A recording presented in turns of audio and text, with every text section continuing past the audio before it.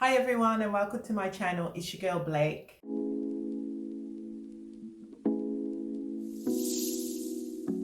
Today we're going to resume where we left off with part 1 of my review on Tomorrow. So today is the final part and we'll be looking at episodes 9 through to episode 16. Let's hop right in, shall we? I told you that episode 6 was one of my favorites, and also episode 9. Okay, so episode 9, the Kim Kong case, it is a tearjerker. You're going to need a box of tissues and you're going to cry unconsolably so. Unconsolably so. You're going to sob, there's going to be snot, there's going to be the whole works. I don't know if that's selling the episode or not, but anyway, the Kim Kong case, unlike the previous 8 episodes, takes a different turn. Now, when they get the alert, the victims or the case's negative energy level is the highest they've seen. It's like 99%. So they need to get straight down to business and figure out what's going on. And at that time, they see a dog in the road and a woman pops in to save the dog, and so does Junung, because the woman happens to be his sister. What are the chances? So his sister saves the little dog and she asks him, would you be able to look for the owner? And obviously, because he's got the face, she can't recognize him. So he says, of course, he'll oblige. And he was really worried because that means his sister almost sacrificed her life for a dog, similarly to him. So you can tell that his family is good people. Do you know what I mean? Anyway, they figure out that it's the dog who's the actual client in this one. So you can believe it, my heart shattered in that instant when you thought, the poor dog, he wants to end his own life. And we discover the reason why the dog wants to end it all is because he's contracted cancer, bless him, and he feels that he's become a burden to his owner. So if you can believe it, he ran off on his little furry legs. Oh, his little furry legs. Oh yeah, I forgot to say, the dog is a cute little Pomeranian. Bless him, bless him, bless him, bless him. So they obviously, now they have some powers, but they can't communicate with the dog. So what they do is they go back up to Jumadung and contact the editing team. Now the editing team is the team that, you know how they say your life flashes before you when you're about to die and you see snippets of your most favourite moments? The editing team is in control of that. So they use the editing team to look back at the dog's life, and then you see how happy the dog was when the owner found him as a puppy and raised him, and could see what brought the dog joy and sorrow. And it's a lot, I'm telling you. But anyway, through this, they discovered that it wasn't the dog. No. They assumed that the owner had abandoned the dog, which I did, to be honest, because that's how they painted it. But after you see the memories of the dog, you realise it was the dog who decided to run away. And bless him, the owner had been looking all over the place for the dog, but had to no avail found him. So anyway, they're reunited, and then another straight in the fields. Poor dog's only got a day left, hasn't he? So he only spends this last couple of hours with his owner before he passes on, and then the escort team take poor dog away. Now, I really love this episode and it's my favourite episode, and I think it's because people assume that humans are the only sentient beings on land, or Earth basically, we're the only sentient beings on Earth. And I love that they show that animals have feelings too, and it's possible for animals to feel like they want to end it all. And I thought that was brilliant. But your heart will crumble. Your heart will definitely crumble. Okay, and it doesn't get any easier from here either, because episode 10 was called the twins case, and this one was a S assault case. The two twins, you could tell they're proper siblings, arguing, bickering, but it's all lovely. They were out drinking and the sister didn't want to walk home because there's so many alleyways out here, to be honest. There's a lot of alleyways. And I think she just would have felt safer walking home with slightly intoxicated if her brother was with her. But her brother refused to walk with her and said, you'll be fine, just give me a call when you get home. And then when he returns home, he discovers that his sister's been attacked. And I really felt it for the sister, because it highlights the issue of women's rights and of victim shaming in this episode. Because on discovering what happened, everyone blamed her. No one actually was blaming the guy. It was like, why was you dressed that way? Why did you let the guy hug you? Why did you follow the guy? Why didn't you fight? So many stupid questions, questions that shouldn't leave your mouth really. But unfortunately, in this world, women, I don't know, especially with the R word, I think it's the only area of law where the victim has to prove their own innocence. And in awful situations, even the perpetrator can question them if they decide to forego their right to legal attorney, which is just ridiculous. It's beyond ridiculous. But I think our trials just re-traumatize the victim. I mean, the victim's been violated. Nobody deserves to be violated. And then the law, which is meant to protect the innocent, violates them further.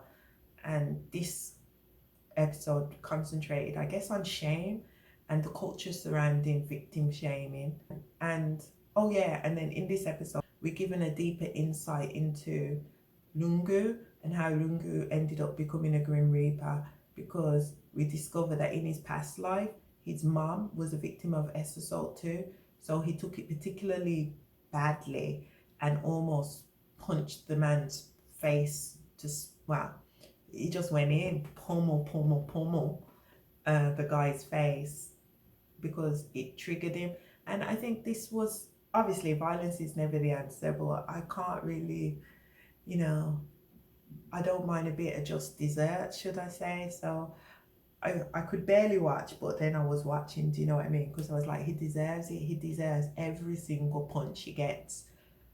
I shouldn't condone violence. But anyway, Junung brings Lungu back to reality, snap out of it. This isn't the way. This isn't the way of Grim Reapers. We shouldn't interfere in earthly affairs. You shouldn't do this. And I think following that, because it's such a departure from his original character that we've come to know, following that, he leaves the risk management team and heads off to sales team. And then the next episode, which is episode 10, gives us even more information about Lungu's past. Because in episode 10, this is the Im Yu Hua case. Im Yu Hua is the reincarnated soul of Lungu's mom. I think it's in this episode we learned that when Lungu was a child, his mom ended her life due to men, basically. That sounds so bad. Does that sound really sexist? But it was men, wasn't it? It was men. They assaulted her and took away her dignity and violated her. And then her son, not knowing any better, he thought his mum was sleeping around willingly. And he shouts at her all kinds of insults. And she'd done nothing but love him, taught him to read even. And anyway, kids being kids, they only see everything from their own perspective. They're not very objective kids, it's all about me. It's all self-centered, isn't it? But that's no fault of his own. A child will do what a child does. But his mum, unfortunately, ended her life. And then what he was doing while he was working with the risk management team, he was looking at the reincarnated soul, following her around because she was pregnant. So he thought that she was doing well and she was living a happy life as a reincarnated soul. Oh my God, I forgot to mention about that, but I can't remember which episode it's covered in. So I'm going to link them together, these episodes. Lungu became a Grim Reaper because his mom, is this episode 11? Lungu became a Grim Reaper because we learned that if someone commits S, then they break the bonds with all the souls that they're connected with. So when they're reborn in the next life, if you had a husband, you had a wife, you have a mother, father, you won't be able to meet any of them ever again in the next life because you've severed your ties with them by ending your life. So Lungu decided to become a Grim Reaper because after he discovered that he'd wronged his mom, he wanted to remain her son forever. And by becoming a Grim Reaper, he would have memories of his past life. And even if the bond has been broken on his mom's part, he'd never forget that she was his mom. He felt that he owed her that. So that's such as your feelings. they'll be all over the place in this show. Yeah, and that's how he ended up becoming a Grim Reaper, because when he discovered that his mum was actually a victim of assault, he became hooked on drugs, and then he just was full of hate and rage, and he sought vengeance and he got it. And I think that's how he died, and that was the choice that he made, basically. So in the present day, the reincarnated version of his mom, she's pregnant, but then as he's left the risk management team, he doesn't know that she becomes a potential case. How did his mom end up going from looking like she's living a happy life, about to have a baby, to becoming so depressed that she wants to end her life?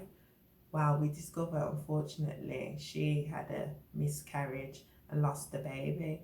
And I think there was one point in this episode that it really struck home with me. I thought it was quite poetical, actually. And that was, her energy level kept fluctuating from like over the moon to down in the abyss at the bottom of the ocean. And it was because while she was dreaming that her baby was still alive, and as such she was happy over the moon, wasn't she? But when she would awaken, that was the reality, and it was the true nightmare, was that life was the nightmare, not the dream. Anyway, I thought that was touching. Another touching thing about this episode is Rungu used his power to reveal his identity to his mom, and they experienced that kind of reconciliation with each other, because he revealed all of her past memories, but they slowly disappeared. But anyway, they had that moment, and that was really touching. And another thing was, they told her that if she wrote on the beach, if she wrote on the sand, that the message would reach the afterlife, and she did, and her child was able to see the message. So I thought that was really sweet. I feel like I sound choked up, and also my stomach's rumbling something dreadful. I hope it isn't getting picked up on the microphone, because that would be hilarious. This will sound like an ocean. Anyway, I hope that's not the case. Let's move on. Okay, yeah, this is pure emotional turmoil, these episodes. I don't know if people would want, I'm recommending this show because I thought it was brilliant, but at the same time, it is extremely emotionally draining. So I don't know if it's something that I should recommend for you to watch, because as I go through each of the cases, I'm like, wow, this is some dark content, isn't it? But that's the thing, it is dark, but these are some of the cruel realities that we face on earth, isn't it? So better to experience it through the TV than in real life. That's all I can say. Let's hop into episode 13. Now, episode 13, the show, it covers a very triggering topic, and it's the issue of the comfort women. Now, I particularly dislike this term, but I know that they're using it rather than calling them sex workers. But actually, comfort women are just sex trafficked victims. And if you're unfamiliar with this situation, comfort women are the women who were taken from their home and used by the Japanese army during the Japanese colonialization of Korea as sex workers. So basically, they were treated inhumanely, just like animals. They treated them like animals. All their rights were stripped away, their dignity. They were tortured, just sheer brutality. Human nature at its worst. At its worst. We couldn't sink any lower than this, I'm telling you. This is difficult viewing, but this episode, it follows the case of Yubokwi, and we learn that, unbeknownst to her, she had recommended that her friend apply for a job in Japan, one that she's seen in the newspaper, because that's how all sex trafficking seems to work. False job advertising. She sees a job for a worker required in Japan. She thinks this is a perfect opportunity for a friend to make some money, because her family's financially struggling at the minute. So being a friend, she recommends her mate for the job. Her mate ends up trying to go to Japan to get some work, only to end up becoming sex trafficked and being used as a toilet, basically. This really enrages me. It's difficult to talk about this kind of content for me because I get so angry. The Hulk wants to come out and just destroy everything, but I should be civil. I'll be civil.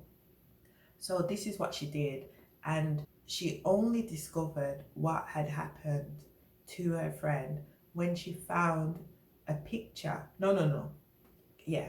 The friend who had recommended her mate to work for the Japanese job, she only discovered the reality that her friend had faced when I think it's her grandson. He's doing some research and she sees on TV another victim, another comfort woman, talking about what had happened to her. And when she heard it, she said, why would she talk about that? That obviously never happened. And then her grandson, who was doing some kind of paper for university or school, I don't know, he said to her, no, Gran, it really did happen. Here, look. And he showed her all the information. And she saw a picture of her friend. She saw a picture, and her friend was gloves or something, a scarf, what she'd given her friend. And then she knew it was her friend, and she knew what had happened to her friend, and she was just taken over with grief and regret, and she just felt guilty. And as such, I think she was thinking to end her life. But in this case, the Grim Reapers, because of the nature of the case, another Grim Reaper accompanies them. Grim Reaper that accompanies them happens to be her friend, because her friend, after suffering and sacrificing her life so the other women could escape the capturers and head back to Korea, her friend sacrificed her life. And yeah, that was interesting too, that they showed that the Japanese Grim Reapers were trying to collect Korean souls because they died in Japan. And then we see our hero Jung-il come and saying, Korean people, come with me. And could you imagine? They died and they suffered indignity at the Japanese soldiers' hand, and then in death, they had to endure more indignity by being collected by Japanese Grim Reapers. You couldn't make this shit up, but somebody did, obviously, and we're watching it, and I was not here for it. So when Jung-il turned up, I was ecstatic. I was like, yes, take them back to Korea. How dare they? But anyway, this episode, later, the older woman discovers that her friend doesn't have any malice towards her, and she tells her not to feel any guilt and that they'll meet again when her time comes. And yeah, this episode was really touching because obviously it's covering a very controversial topic with the comfort women, and it shows women's rights, women being used, sexual violence against women, sex trafficking. It also shows the resilience of victims too, and sisterhood. Basically, it showed sisterhood because at the end, when they're all in Jungdong, they revert back to how they were. They were children, they were only teenagers, and those men violated them beyond belief. I hope they burn in hell, basically. I hope they burn in hell for all eternity for these crimes. Next case. Then we move into the last couple of episodes, 14, 15, 16. These are all interconnected. They evolve around a story, a subplot that we saw coming together involving Kuryeon and Jung-il. We discover that Jung-il's been having nightmares, basically, and Kuryeon's in them. And he questions Kuryeon, why am I in your dreams? And she's like, I don't know. But she does know. Now, Jung-il attempts to find out information about his past life, but he discovers it's been locked by the Queen of Heaven, but he doesn't know why. So he's a bit suspicious and he wants to know more about his past and why Kuryeon's in his dreams. Now, these episodes, we've all become enlightened as to what this subplot entails. So we learn that Kuryeon and Jung-il used to be husband and wife in their past lives, and this is another tragic story. But as you've come to notice, all of these stories are tragic. But is this a beautifully tragic story? I'm not sure, but I'll get into it. They were childhood sweethearts, and then Chinese invaders crossed the Korean border and took a lot of women from Kuryan's village captive. And at that time, the Korean military had decided that anyone who gets taken captive, if they come back, there could be a potential spy. So even though they was taken captive, Kuryan notices some poison roots that she's familiar with.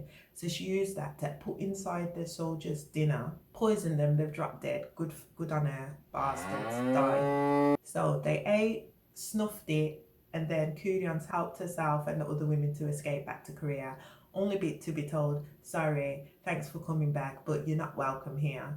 We're not accepting potential spies. Now, after she was taken, Jungil desperately went seeking after her, but Kuryan, being the boss that she was like, I don't need a man to rescue me, I'll rescue myself. More power to her. But anyway, he finally catches up with her once she's returned back to Korea, and given that he's in the military and his position is higher than Kuryan, he overrides the other soldiers' orders and lets the women back into the village. But I don't know if that was ego on his part, but we see that Kuryan was the one who ends up suffering because of his decision. I'm not saying it was a bad decision, but she ended up suffering basically.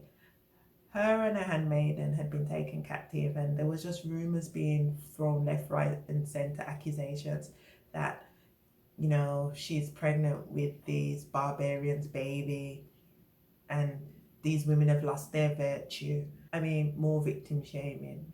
You were the men of the village, and you all failed to protect your women, and then the women protected themselves, and you have the audacity to throw accusations around, to question their virtue and chastity. Please, please, please, please. Anyway, she's facing all of these indignities, and at one point it got quite severe that her handmaiden couldn't believe that someone from a lowly class would speak to her, the noble woman, with such disregard. And she spoke up, and what happened? The bastard villagers, they stoned her to death. So she died protecting Kuryan. This broke Kuryan's heart, didn't it? This broke poor Kuryan's heart. Her handmaiden, who she'd been with since she was little, died protecting her. What else happened? Yeah, if this wasn't bad enough, having to deal with your handmaiden being barbarically stoned to death, and everyone speaking badly of you and casting aspersions as to your character. You have your bitch of a mother-in-law telling you, oh, do you think that your virtue, or do you think that your name, who you are, is more important than my son's legacy? What you need to do is you need to end your life and give her some kind of ceremonial knife to end her, commit S? Excuse me, you could have been taken. Wasn't it Kuryan that got her crossbow and saved you with her arrows? It wasn't your son, it was Kuryan, but you're willing to give her a knife and tell her, oh, thanks, but obviously I'm not grateful. End your life. If I could have gone through the screen, grabbed the mum's hair and just smashed their face off the desk, I think I would have. Smashed their face off the table. That sounds so violent. Oh my goodness. Just desserts, just desserts. Yeah, I digress. Sorry about the violent outburst. I told you I get like the hook when there's so much injustice going on. But let me return back to my train of thought. So she had the knife, but she seemed willing to continue living for her husband and for herself. But I think the straw that broke the camel's back was when she saw that Jungil had taken to slaying people with his sword whenever they spoke ill of his wife. And I think after she saw that, she told him that there's no way that you're doing that to preserve my dignity or my honor. Don't you dare use me as justification for taking someone's life. This is just wrong. And after she saw that, that broke her heart, and she did decide to end her life, unfortunately. And as such, was damned to hell. But only Kuryan has knowledge of this, and Jungil, bless him, he's none the wiser. And this is how the problem occurs, because the handmaiden is Kuryan's only friend in the living world, I'm assuming. And she, in her reincarnated life, is doing well, or appears to be doing well, as an idol, because looks can be deceiving. Don't judge a book by its cover. She appears to be living a good life, and Kurion's just happy for her blessings, but that is not the case. Behind closed doors, she's got haters galore. She's getting constant criticisms online because she has got quite a righteous nature, and obviously some people just don't like to see people having any morals and convictions, so they just attacked her online. And to make it worse, people plotted against her and tried to ruin her reputation. And you know, being an idol, reputation is gold, isn't it? So they tried to ruin her, and it succeeded, and as such her energy level plummeted like a rock, and she became a potential case for the risk management team. Now, when Kudran saw this, she knew that she had to do anything to protect her, because this woman died in her previous life protecting Kudran, so she obviously wanted to return the favor. Now, this is where the tragedy strikes. Jungil, not knowing this, when he sees Kudran attempting to use her power to prevent the handmaiden from getting knocked over, he decides that he wants to call upon this Grim Reaper's contract, what they use, to stop her from doing that. And when the car hits the handmaiden, Kudran breaks down basically. And then the next episode shows Kudran breaking all of the Grim Reaper's rules and regulations and seeking vengeance basically, because she's failed her only friend and it's destroying her. And then because of her actions, the head leader of hell, I guess, he comes up, he's ready to drag her back to hell. But fortunately, because Junung is aware of their past, he indicates to Jungil, you know, you of all people shouldn't be the one to have betrayed Kuryeon. You owe her.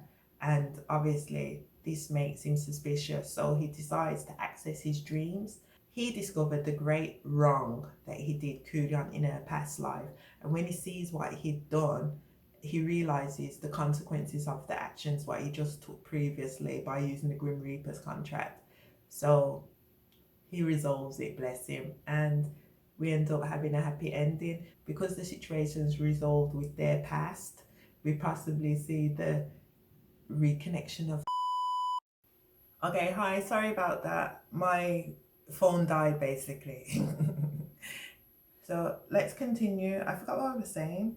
Once Jung-il is aware of his past wrongs, he decides to make them right, and we see a beautiful reconciliation between the fated lovers. Also, Junung, for payment for his services, Junyoung is rewarded and he's released from his servitude and returns back to Earth, the end of the coma. So he awakens, but he doesn't really have any memory of Jumadung. Nevertheless, his heroic heart endures, and whilst he's working in a job, because this time maybe the job experience helped, he was able to find employment, and in his present job he notices someone who's obviously feeling down. So maybe all that kind of work of saving people's souls is ingrained in his own. Oh yeah, I forgot as well. The reincarnated handmaiden to Kuryeon, she has some soul tie connected to Junung, so maybe that's a possible love interest, but I've digressed, haven't I? So Junung sees somebody down and out in his job and decides to cheer them up by using a ticket to the concert of the girl who happened to be the reincarnated handmaiden. And we saw that there's some kind of soul tie between the two of them. So maybe if he attends the concert and finally takes up the offer of all the free tickets that I'm assuming Jumadung's sending him, he'll get himself a girlfriend as well as having a jobby job. Yeah, so he saves the guy from ending his life, and we see that humans can help themselves. They don't always need Grim Reapers to be there to look out for each other. So that was a nice touching end. And also the message with Kuryeon that only we can save ourselves basically. I like that ending note. And I think that overall I thought this was a very evocative, touching and quite profound drama, even though it involves magic and the idea of heaven and afterlife and hell and grim reapers. In amongst all that dark fantasy, it touches on the dark nature of humanity, as well as our resilience as humans and what makes us who we are. And I thought that they did it beautifully. And whilst it was very heartbreaking, in equal dose, it was heartwarming too. So kudos to them. And I think I should mention that this is an adaptation of a webtoon. So if you're not familiar with a webtoon, that's a webcomic. And I think the writer of the webcomic is called Rama. But I haven't read the webtoon, so I couldn't comment as to whether it's a great adaptation or not. But having not read it, I felt that this was a great drama. And if I'm going to give it a rating out of 5 stars, I'd give it 4 out of 5 because I thought it was a solid piece, good story, nice plot. Pacing was good too. Similarly, I like the characters and the character growth. I like the scenery, I like the fashion, I like the makeup, I like the eye candy. And for me, yeah, it's a solid 4 out of 5 for this. The only downside I would say is because it has an episodic nature and they're here to save lives, the fact that they never lost any of the lives, I think is the only pitfall. Maybe they should have done an episode when the Grim Reapers weren't able to persuade or save someone's life. I think that could have also made for an interesting episode because if they save the lives every single time, it makes it a bit predictable. So I think that's the only criticism. Maybe that's why I'm withholding the final 1 star. Too much predictability in the format, but I think that's the flaw of episodic dramas. Anyway, that's my overall review of the drama, and if you enjoyed it, give me a like, subscribe to the channel, and you can leave a comment and let me know what your favorite scenes were from the drama. And you can also put any recommendations of something you'd wish me to review, or just for a general chit chat. I'm not sure what I'm going to watch next, but I heard that there's a lot of new dramas coming out soon. So watch this space for the next video. Until then, ciao, annyeong.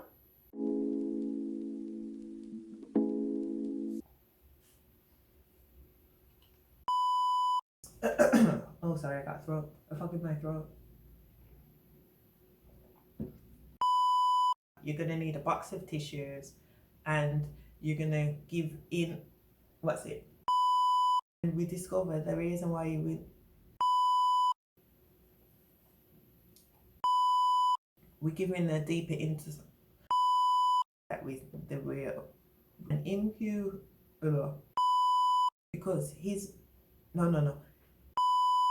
So yeah, I need more battery power. But nevertheless, his heroic. But nevertheless, his heroic. I can't talk.